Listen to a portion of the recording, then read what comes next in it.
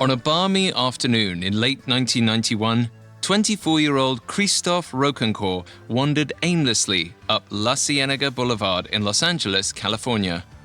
As a native Frenchman who had never traveled outside of Europe, he was in awe as he passed by streets he had only read about in magazines.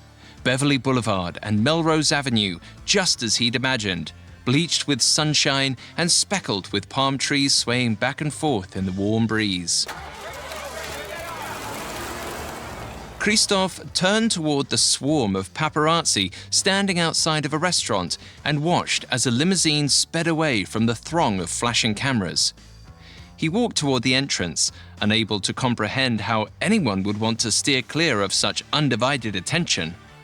The marquee above the door read Café Maurice, and Christophe grinned.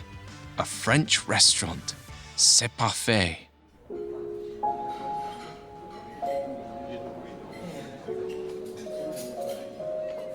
Christophe settled at a table and glanced about the room, hoping to spot someone famous. No such luck. He sipped his glass of ice water, calmly assessing his situation. First and foremost, he needed a place to stay. He had brought a little bit of cash with him, but by no means did he have enough to afford an apartment or even a hotel room for more than a night or two. If he wanted free lodging, he'd need a friend. And if he wanted to make a friend in a place like Café Maurice, he'd have to pretend to be someone else. No one would be interested in letting Christophe Rocancourt, poor, orphan, and wanted criminal, sleep on their couch. But Christopher Rocancourt, famed European boxer in town for a fight, well, that man might be offered a spare bedroom. He turned to the gentleman sitting at the table next to him and produced an incredibly disarming, captivating smile. "Excusez-moi, monsieur. Do you speak French?"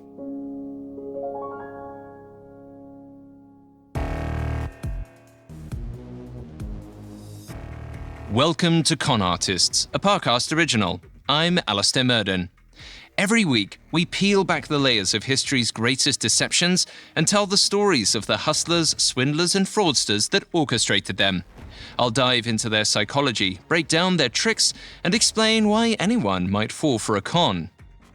You can find all episodes of Con Artists and all other Parcast originals for free on Spotify or wherever you listen to podcasts.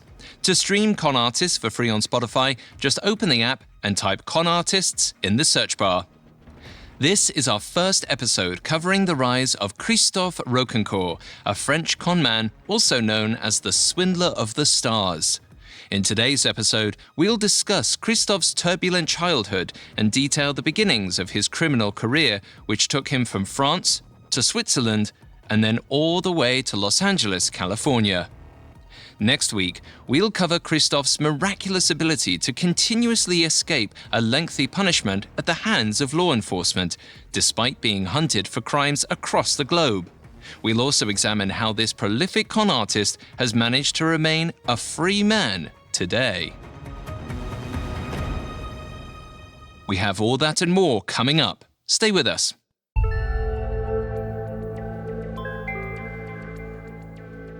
Christophe Rocancourt is a grifter who, over the course of 30 years, managed to transform himself from a poor French orphan to a rich Hollywood socialite. Everyone thought he was someone different. On the West Coast, some knew him as Christopher de Laurentiis, and others knew him as Christopher de la Renta. In the Hamptons, folks thought his name was Christopher Rockefeller. He told people he was a prince, a prize fighter, and a member of the French nobility. He wooed women left and right, which resulted in a couple of marriages, a few affairs, and several children. Though one could say he reached the height of his criminal career in the late 90s, early 2000s, Christophe is, today, a free man.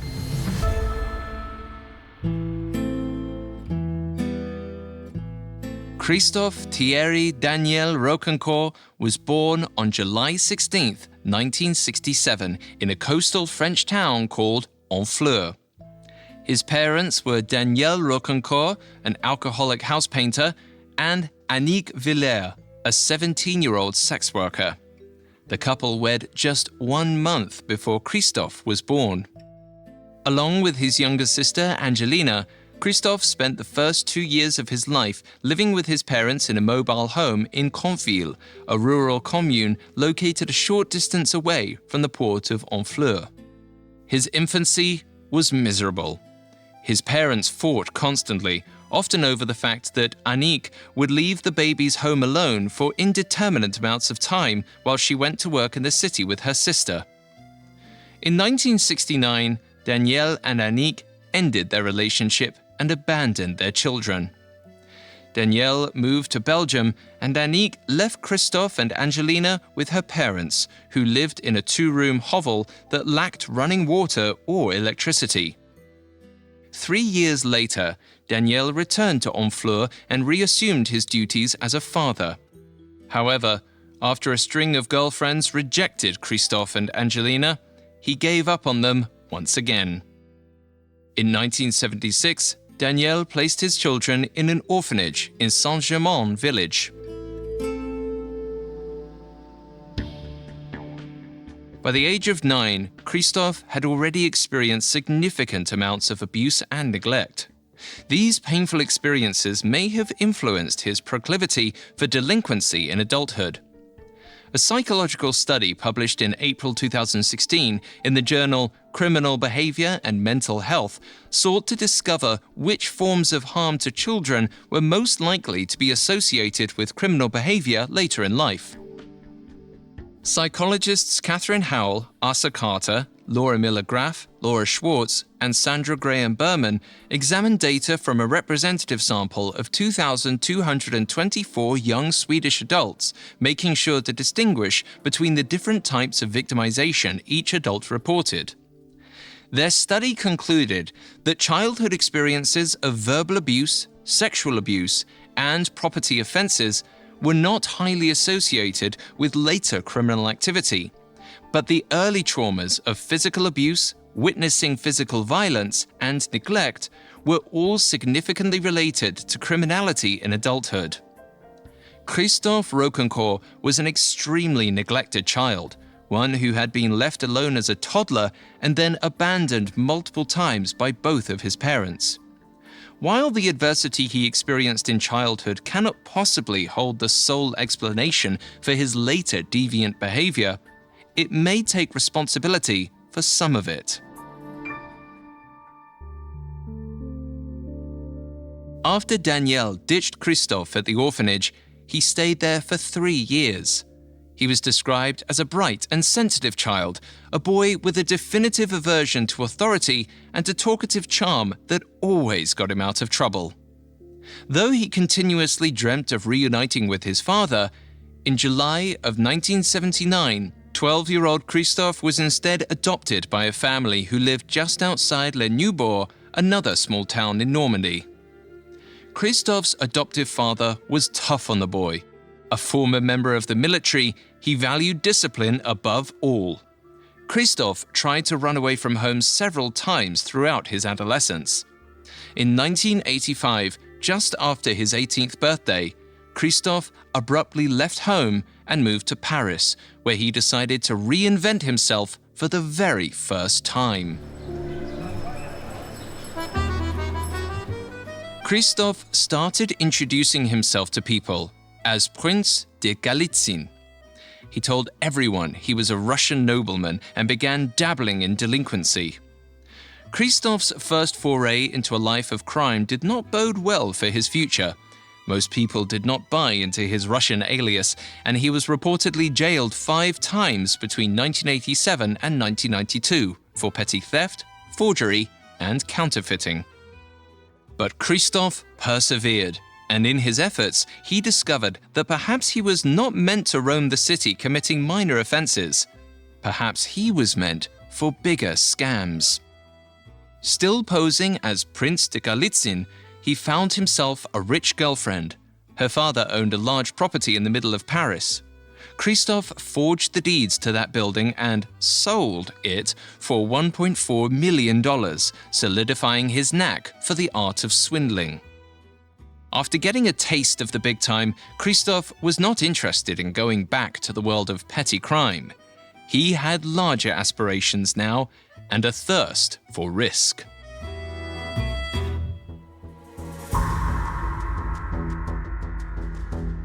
On September 15, 1991, just across the French border in Geneva, Switzerland, a woman was held hostage overnight in her apartment by 3 armed men. Early the next morning, they dragged her to the jewelry store where she worked and forced her to open the safe. The men stole $400,000 worth of merchandise, then hopped into their getaway car, hoping to escape the scene as fast as possible. Unfortunately, the police were waiting for them, and the men were forced to flee on foot. It was a tricky situation, but a successful one for Christophe Rocancourt, who was fingered as one of the suspects, but never caught. He was, however, officially a wanted man. He had to make a break for it, and he knew exactly where he wanted to abscond. Christophe Rocancourt had barely landed in Los Angeles when he sat down at Café Maurice and convinced the man sitting next to him, a wine salesman named Charles Glenn, that he was a famous boxer in town for a fight. Charles was also a native Frenchman, which proved lucky for Christophe, who did not yet speak much English. The two men struck up an immediate friendship. Charles let Christophe sleep on his couch for a period of several months, taking him out to clubs and introducing him to other Frenchmen in the area. Christophe repaid Charles's kindness by swindling several of his friends. One of them, Pierre Lang, was in the midst of a long and frustrating remodel of his Bel Air home and couldn't afford to continue renovations. In what appeared to be an altruistic gesture, Christophe offered to buy the property from Pierre and take the problem off his hands. He couldn't offer payment right away, but he would have it ready for Pierre shortly, as soon as a recent investment came through. Then, Christophe presented Pierre with a paid vacation to Portugal, suggesting that he relax abroad and shake off some stress. Christophe promised he would wire Pierre the money for the house while he was overseas. Pierre took his new friend at his word and left to enjoy his holiday, unaware Christophe had paid for the trip by stealing another one of Charles's friend's credit cards. Christophe moved into Pierre's Bel Air home and lived there, rent-free, for several months. Eventually, Pierre grew irate at the fact that he hadn't received any money from Christophe and decided to return to Los Angeles. Because neither Pierre nor Christophe could afford to keep the house, the bank foreclosed on the property, leaving Pierre with a stain on his credit history and without a place to live. Despite Christophe's questionable behavior, Charles Glenn continued to socialize with him. In fact, it was due to a bet with Charles that Christophe tried to win the heart of a young woman named Grifter Park, a woman who, within a year, would become his first wife. Coming up, Christophe and Gris embark on a whirlwind romance. Hi, it's Alistair, and I have some exciting news. The newest Spotify original from Parcast is unlike anything you've heard before. It's called Very Presidential with Ashley Flowers, and it uncovers the most damning details surrounding history's most high-profile leaders. Every Tuesday through the 2020 election, host Ashley Flowers shines a light on the darker side of the American presidency. From torrid love affairs and contemptible corruption to shocking cover-ups and even murder, she'll expose the personal and professional controversies you may never knew existed. You'll hear some wildly true stories about presidents such as Richard Nixon, George Washington, Andrew Jackson, and more. Very Presidential highlights the exploits you never learned in history class, but probably should have. Family drama, personal vices, dirty secrets. These presidents may have run, but they most certainly can't hide. Follow Very Presidential with Ashley Flowers free on Spotify or wherever you get your podcasts. Now, back to the story.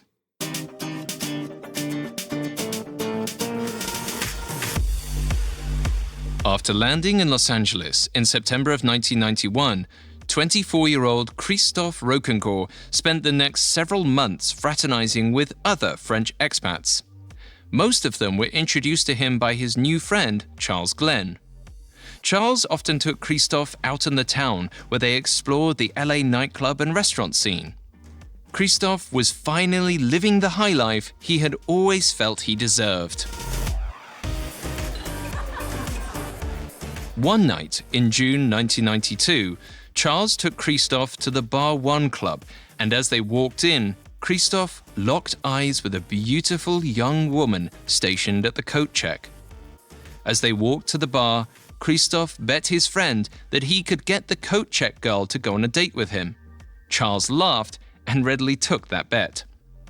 Not only was the stunning woman out of Christophe's league, but she had also been reading the Bible while at work. She didn't seem like the type to say yes to a date with a foreign stranger. Christophe sent Charles over with a note for her, describing Christophe's love for the Lord and asking her out to dinner. The woman, an aspiring actress named Gree Park, said no. So Christophe Rocancourt came back to Bar 1 the next night and asked her again. Once more, Gree rejected him. But Christophe would not take no for an answer. Every night for the next 6 weeks, he returned to the bar and sat with Gree in the coat check room. He told her he was Christopher de Laurentiis, the nephew of famous film producer Dino de Laurentiis, and proclaimed to love the Lord as much as she did. Though he couldn't get her to go on a date, she did get him to accompany her to church, where Gree remembers him crying throughout the service. She saw him as a desperately sad man with a hard heart, a man who wanted to change. Christophe did eventually wear Gree down, and she began spending time with him outside the coat check room. In October of 1992, after spending most of the previous 5 months together, they impulsively decided to get married in Las Vegas. It was at the chapel that Gree learned Christophe's real last name was Rocancourt, but under the spell of new love, she chose to ignore his lie and proceed with the wedding anyway. Back in Los Angeles, they moved into a suite at the Peninsula Beverly Hills Hotel, and Gree became pregnant with their first child. They should have been in a honeymoon phase, enjoying their lavish lifestyle and dreaming of their bright future. Instead, the couple fought relentlessly. Creditors kept calling, demanding money, and as Gree got closer to her husband, she realized she didn't actually know him at all. She had never met his famous uncle, let alone his parents. None of his family had even called to congratulate them on their wedding. Eventually, she left him. Several months pregnant, she moved out of the hotel suite and into an apartment with her sister all the way in San Francisco. Christophe followed Gree upstate. He moved to Sausalito and, still using the name Christopher de Laurentiis, swindled several wealthy residents after claiming he was in the market for a vineyard. All the while, he was continually pestering Gree.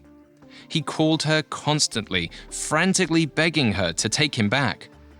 Fed up with his behavior and worried for her own safety, Gree made a big decision and called the FBI. She didn't think anything would come of her call. If anything, she was hoping to get more information on her husband. But when she told the operator she was married to a man named Christopher Rocancourt and that she'd be willing to help the FBI find him, she was immediately connected to an agent. Calling the FBI on her husband was a brave move by Gree. It's not an action that most victims of stalking can bring themselves to take.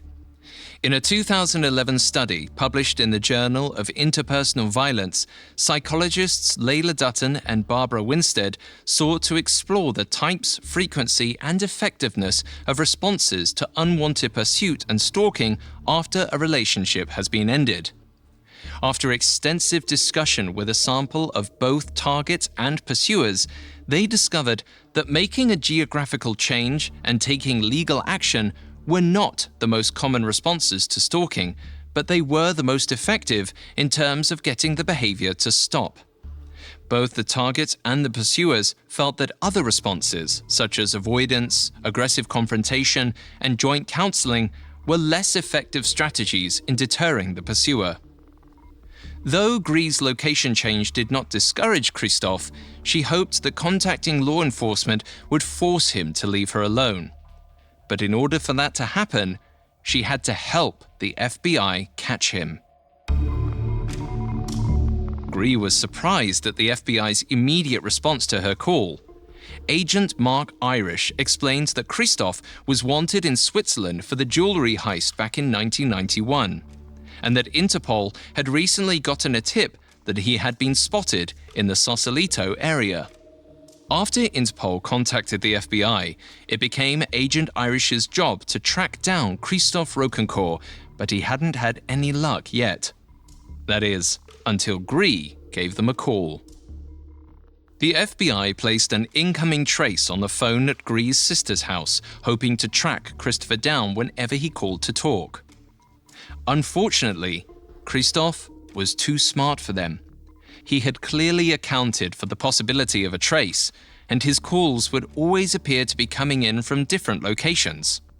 The FBI would scramble to check a phone in Los Angeles one day and in New York City the next, never finding where Christophe was actually calling from. Eventually, they asked Grie to schedule a call with Christophe during a specific time frame. She told Christophe she was moving, and this call would be his last chance to speak to her again. Christophe called during the appointed time, and during his tearful goodbye, the FBI traced his location to Las Vegas, where a team arrested him shortly thereafter.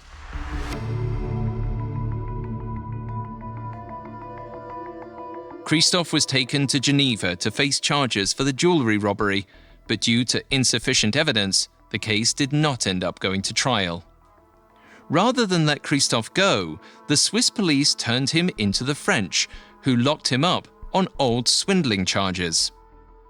Christophe was in prison from 1994 to 1995, during which time he incessantly called and wrote letters to Grie and their newborn daughter. Even though Grie claims to have been driven crazy by his constant contact, she still went to Paris to see Christophe when he was released, and even briefly allowed their romance to be rekindled. When they came back to California, Grie saw the error of her ways and split from Christophe once again, which drove him back to his same stalking behavior. One night, while she was hosting a prayer meeting at her house, Christophe sat on the sidewalk outside, weeping for hours. Grie didn't buy his act, but Marjorie, another woman at the meeting, took pity on him and allowed him to stay on her couch for several months. Together, Christophe and Marjorie tried to convince Grie that Christophe was a new man, that God had changed him for the better. But nothing, they said, could convince Grie that her ex-husband was anything other than a liar and a fraud. Less than 1 year later, Grie's instincts about Christophe proved to be right. The man who had professed his undying love for her, who claimed to have transformed and found God, went off and married a Playboy playmate. Christophe met model Pia Reyes at a restaurant on Santa Monica Boulevard in early 1996. In May, they drove to Las Vegas, where they were officially married. Christophe swept Pia off her feet and into his lavish lifestyle. Though she kept her apartment, the two often stayed in a suite at the Regent Beverly Wilshire Hotel, where they hosted extravagant parties.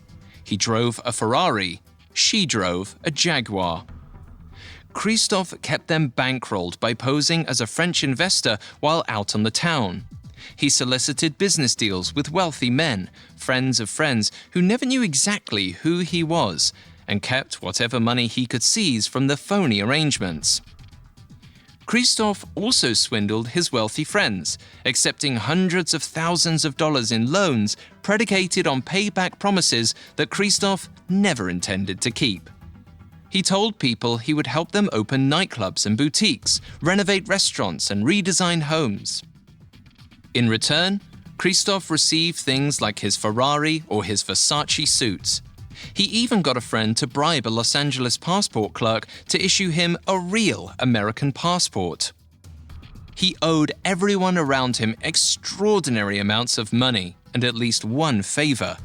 And if they ever dared to call him out on his behavior, Christophe might turn the tables on them, accusing the people he'd conned of the crimes that he had committed.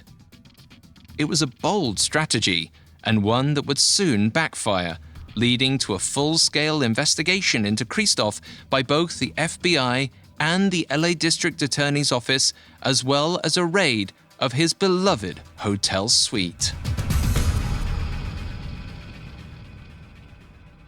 Coming up, Christophe's time on the West Coast reaches a boiling point. Now, back to the story.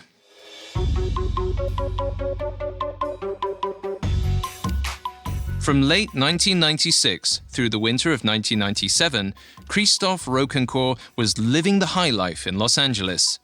He hosted parties in his suite at the Regent Beverly Wilshire Hotel and befriended celebrities like Mickey Rourke and Michel Polnareff, a French pop singer.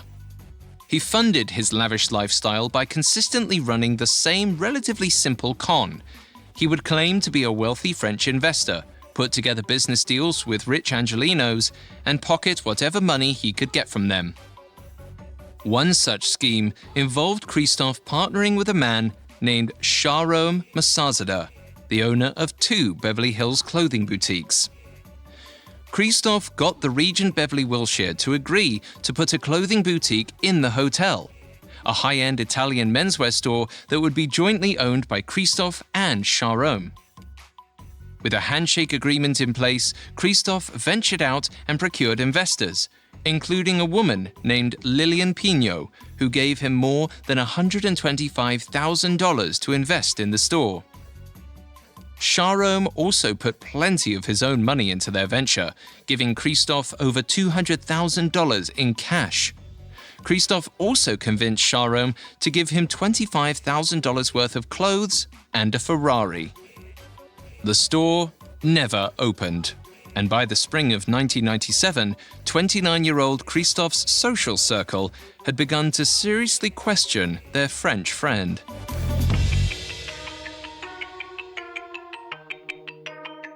Though Christophe's friends wanted to confront him about all the money and items he owed them, they often ended up resisting that urge. Christophe was generous when he could be, using small acts of kindness to delay any conflicts regarding his bigger letdowns. Christophe's bodyguard, for instance, had grown particularly frustrated with him as Christophe had promised to get him a green card and never delivered. But the bodyguard, a man named Benny Amoir, decided not to bring up the issue after Christophe told him he could stay at Pierre's old apartment for free while he searched for a new place to live. Benny's faith in Christophe was restored, and as he arrived at the apartment, he felt grateful to have a boss who took care of him. After inspecting the place, however, he found himself more dubious of Christophe than ever before. Inside Pierre's old apartment, Benny found several racks of brand new Versace suits, price tags dangling off their sleeves. He also found some handguns and 2 hand grenades in the wall heater, as well as a couple of rifles with scopes propped up behind the window curtains. Benny left the apartment in a hurry and tried to cut ties with Christophe and Pierre. But his hasty exit indicated his knowledge of the weapons in the apartment, which worried Christophe. Rather than wait to get reported, Christophe went to the authorities himself, claiming that the Versace suits in his apartment, valued at $275,000, were stolen, and that he believed Benny to be the culprit. It was a sloppy, panicked move on Christophe's part. The false accusation angered Benny so much that he ended up going to the police and telling them about everything he'd found in Christophe's apartment, not to mention everything he knew about Christophe's various schemes. The police contacted the FBI and officially opened a full-scale investigation of Christophe Rocancourt.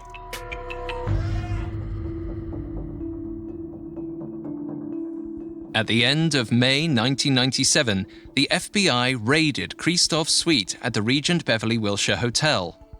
They hoped to find the con artist there, or at least a clue as to how to locate him. But all they found was Pia, who stood off to the side, watching in dismay as 6 sheriff's deputies carried out several boxes of documents, jewelry, and guns. Christophe had been expecting the raid and had already escaped to Hong Kong under the pretense of taking a business trip. He stayed out of the country long enough for authorities to lose any hope of finding him.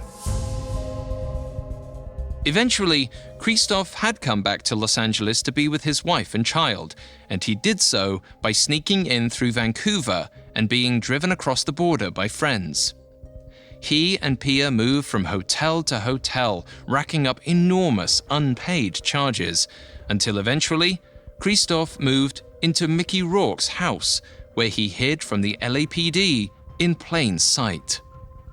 Though Christophe worked hard to keep the illusion of his lavish lifestyle alive, the cracks in the foundation of his schemes and his mental health were growing larger by the day.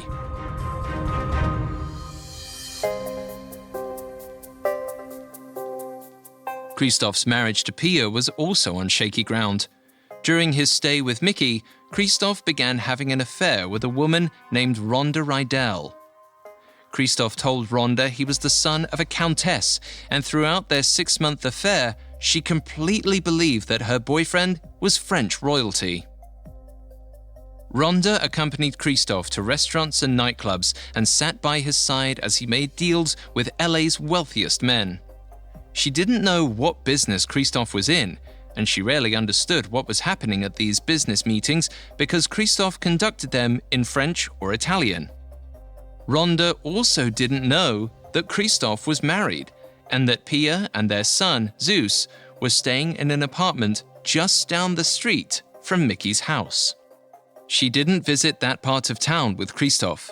Instead, the couple went from hotel to hotel, with Christophe once again racking up astronomical bills that would go unpaid. By March of 1998, Christophe felt invincible. He was having an affair right under his wife's nose. He was continuing to fool Los Angeles elite into giving him extraordinary sums of money, and he had evaded capture by the FBI. But once you're on top of the world, the only place left to go is down.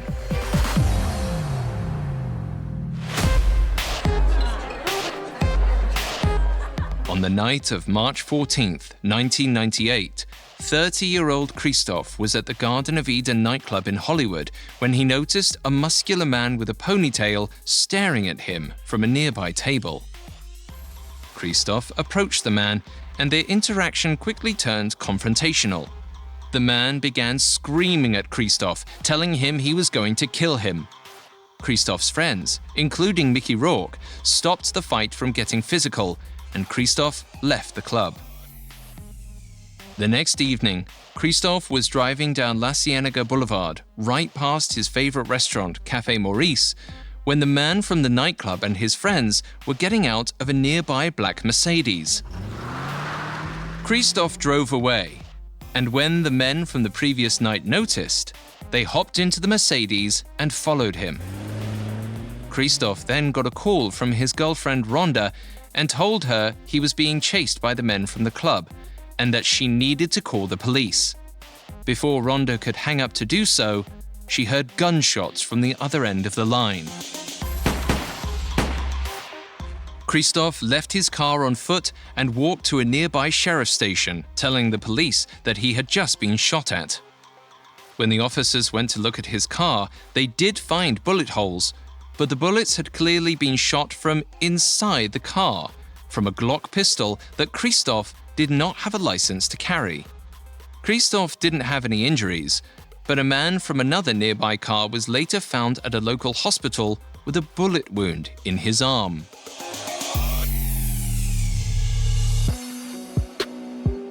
Christophe was held for questioning, and when both Pia and Rhonda showed up to support him, it dawned on the women that he had been playing them. Christophe was held in jail for 3 months on charges of carrying a concealed weapon as well as passport fraud. Rhonda attempted to stay with him, but ultimately ended their relationship, citing his marriage as her reason for leaving. Pia eventually managed to wrangle together enough money to post a portion of Christophe's $175,000 bail, and though he was happy to be released from jail, he was scared to live his life as he had been prior to getting locked up. He still engaged in cons, but he traveled with a group of bodyguards and was acutely aware that he was always being watched by the FBI, the LAPD, and a private investigator. When the private investigator got word that Christophe might be planning to jump bail, he waited outside one of Christophe's court hearings to follow him in case he tried to escape. But Christophe and his bodyguards had been prepared for this and shuffled between 2 rented limousines until the investigator couldn't figure out which one held Christophe. The PI chose to follow one of the limos, but it got away when he was pulled over by a police officer for speeding. The heat was on Christophe, and he clearly had to get off the West Coast if he wanted to avoid capture. But he had a stop to make before he skipped town for good. One night in late 1998, Gree Park and her new husband walked into their LA home to find Christophe and a bodyguard sitting in their living room, a pistol in the bodyguard's hands. Christophe threatened Gree and her husband and demanded that she hand over their daughter. Gree's new husband, a filmmaker, stayed calm. He offered the men something to drink and then sat down with Christophe, asking if the two of them could have a conversation. Gree's husband was about to take a risk with Christophe. He was going to try to use his inflated ego against him.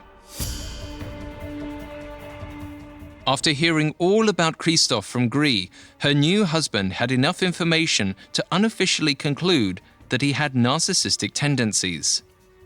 Most con artists, as we've covered in previous episodes, can be classified as narcissists. They are obsessed with themselves, absorbed in their own narratives, and view the people around them as nothing more than things to be used. Christophe's childhood experiences of abandonment perfectly set the stage for development of narcissistic tendencies.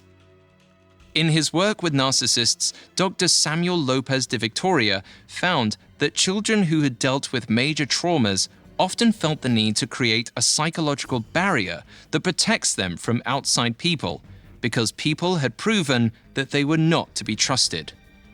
This barrier is often called a false persona or a false identity, and it allows the narcissist to change their personality according to the situation at hand. Outsiders never get to know the real narcissist, but the narcissist is insulated from any real pain at the hands of another person. Because narcissists are solely energized by their egos, according to Dr. Lopez de Victoria, there are 2 main ways in which they engage with others. The first is through aggrandizement, where they demand others feed their egos and make them feel superior. They want to be made to feel special, to feel entitled, to feel important. The second is through victimization, where their egos get fed through sympathy and manipulation. The narcissist positions himself above others by making them feel like they haven't done enough to help them, like they don't truly care about their friend or their partner's suffering. Several times during their relationship, Christophe played the victim to Gris. He wept in church, he wept on her sidewalk, he convinced her that he was a sad, broken man who couldn't survive without her love and support. But Gris's husband got Christophe to leave their family alone through aggrandization. He was a filmmaker, and during their private conversation, he told Christophe he wanted to make a movie about his life. Christophe forgot all about his daughter, the reason he apparently trespassed on their property in the first place, and excitedly started making plans for his biopic. When the con artist left that night, he was in a fabulous mood, blissfully unaware that he had just been given a bitter taste of his own medicine. After dropping in on Gris Park, Christophe and Pia officially left LA, and no one knows exactly where they were for the next several months. There are reports of the couple traveling to Italy, to Saint-Tropez, and there's actual evidence that they spent some time in Nashville. But by late 1999, Christophe, Pia, and young Zeus were settled into an expensive loft in New York City that cost $6,500 per month to rent. Christophe and his family only spent about 6 months in Manhattan, but Christophe managed to do a fair amount of damage during that time. Though none of his victims have felt safe coming forward with their stories, there are reports of Christophe swindling his landlord out of $20,000, a businessman out of $175,000, a retail store out of $40,000 worth of merchandise, and 2 more establishments out of $50,000. He even seduced an older, wealthy woman, conning her out of $90,000 in cash and $250,000 in stolen watches and jewelry. After such a short time in New York City, the heat was on Christophe again, and he had to get out of town. So in May of 2000, he moved his family out to the Hamptons, where he would make the most of the summer by chartering helicopters, touring multi-million-dollar properties, and of course, swindling gullible, rich East Coasters. All before being arrested once again.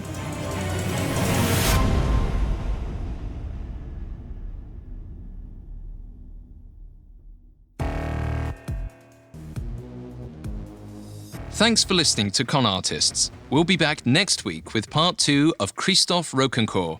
We'll cover his time in the Hamptons, the movie that did end up being made about him, and how he's managed to become a free man today despite his insatiable appetite for cons. For more information on Christophe Rocancourt, amongst the many sources we used, we found Vanity Fair's 2007 piece, The Counterfeit Rockefeller by Brian Burrow, to be extremely helpful to our research. You can find all episodes of Con Artists and all other Parcast originals for free on Spotify. Not only does Spotify already have all of your favorite music, but now Spotify is making it easy for you to enjoy all of your favorite Parcast originals like Con Artists for free from your phone, desktop, or smart speaker. To stream Con Artists on Spotify, just open the app and type Con Artists in the search bar. I'll see you next time. Con Artists was created by Max Cutler and is a Parcast Studios original. It is executive produced by Max Cutler, sound design by Brian Golub, with production assistance by Ron Shapiro, Carly Madden, and Isabella Way. This episode of Con Artists was written by Ellie Reed, with writing assistance by Abigail Cannon. I'm Alastair Murden.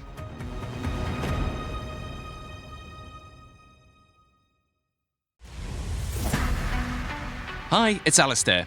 Before I go, I wanted to remind you to check out the new Spotify original from Parcast, Very Presidential with Ashley Flowers.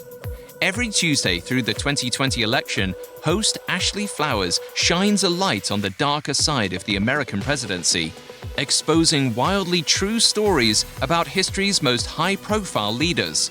There's torrid love affairs, shocking blackmail schemes, and even murder. To hear more, follow Very Presidential with Ashley Flowers free on Spotify or wherever you get your podcasts.